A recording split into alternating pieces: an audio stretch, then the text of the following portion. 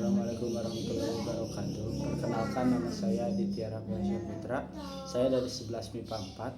Saya akan sedikit menceritakan biografi dari salah satu pahlawan Indonesia, yaitu Ahmad Subarjo.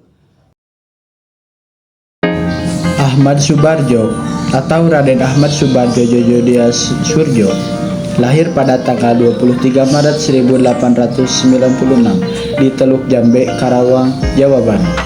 Sewaktu kecil, Ahmad Subarjo diberi nama Teku Abdul Manaf oleh kedua orang tuanya. Namun Raden Mas Said yang merupakan rekah ayahnya mengusulkan agar dirinya dinamakan dengan nama Jawa, yaitu Subarjo. Kemudian kakek dari pihak ibunya menambahkan nama Ahmad di depan nama Subarjo sehingga namanya menjadi Ahmad Subarjo. Adapun nama Jojo Adi Surjo ditambahkan sendiri setelah dewasa ketika dia ditahan di penjara Ponorogo karena peristiwa 3 Juli 1946. Beliau adalah putra dari pasangan Teku Muhammad Yusuf dan Wardina.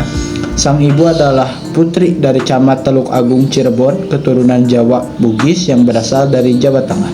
Sedangkan sang ayah merupakan keturunan bangsawan Aceh dari Pidi yang bekerja sebagai pegawai pemerintahan dengan jabatan Mantri Polisi di wilayah Teluk Jambe, Karawang, dan beliau menikah dengan Raden Ayu Puji Jojo Adi Suryo.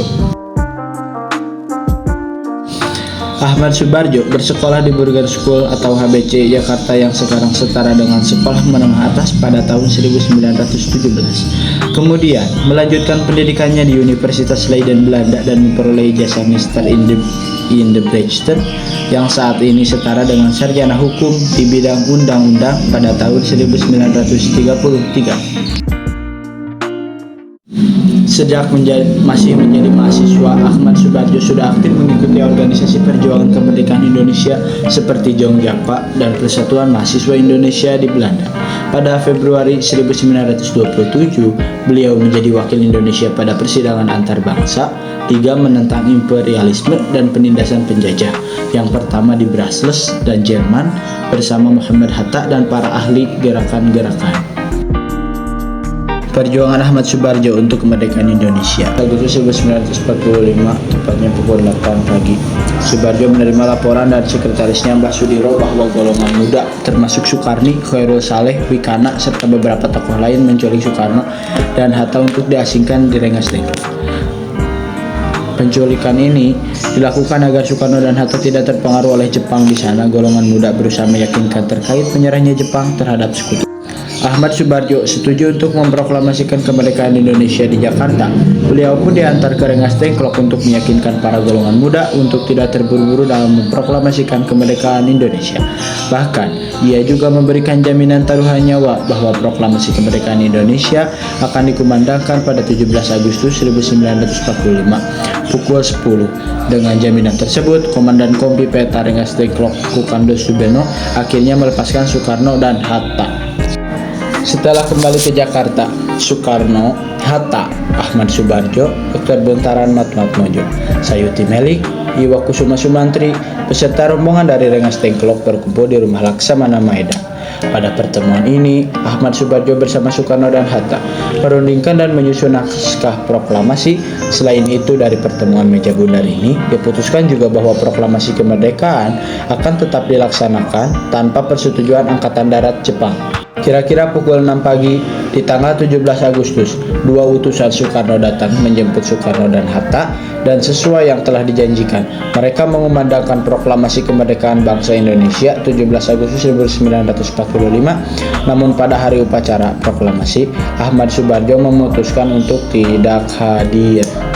Peran Ahmad Subarjo untuk kemerdekaan Indonesia menjadi anggota DPR DKI dan PDIP yang peristiwa Rengas juga perumusan teks proklamasi.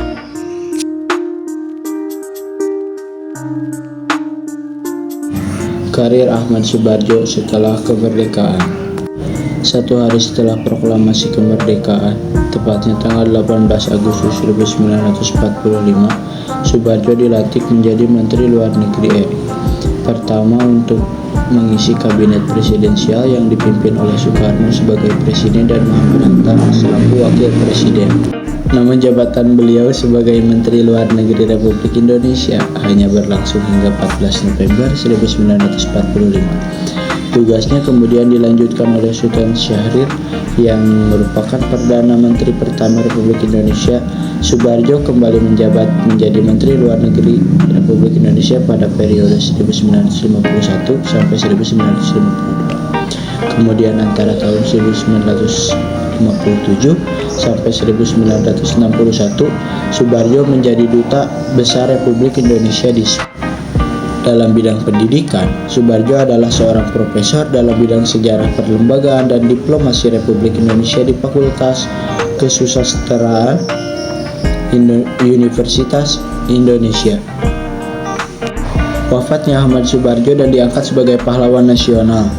Ahmad Subarjo Jojo Adi Surjo meninggal dunia dalam usia 82 tahun, tepatnya pada 15 Desember 1978 di Rumah Sakit Pertamina, Kebayoran Baru.